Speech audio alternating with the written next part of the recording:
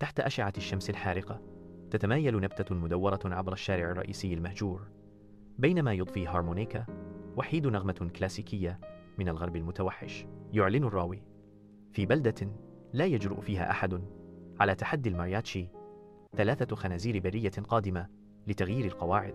ببريق في عيني يعلن الخنزير الأصفر: حان وقت الاتساخ يا رفاق. اندفعت أبواب الصالون مفتوحة بينما اقتحمت الخنازير المكان. في الداخل تواصل فرقة موسيقى المارياتشي العزف ولمعاني بنادقهم يلمح إلى الخطر. يتحدى قائد فرقة المارياتشي: هل أتيت لتشرب أم لتقاتل؟ يرد خنزير أخضر قائلا: لقد جئنا من أجل الاثنين معا. ترتفع فرقة المارياتشي ببطء ويسود الصمت بينما تدوم نغمة جيتار واحدة في الهواء. يصيح ديك نافذا محطما الصمت المتوتر.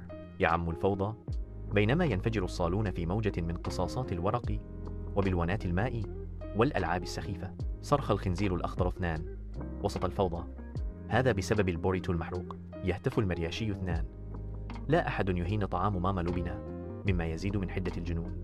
أرضية الصالون هي مشهد من قصاصات الورق والجبن، حيث تستريح الخنازير والمارياتشي. هل تريد كوبا من حليب الأرز؟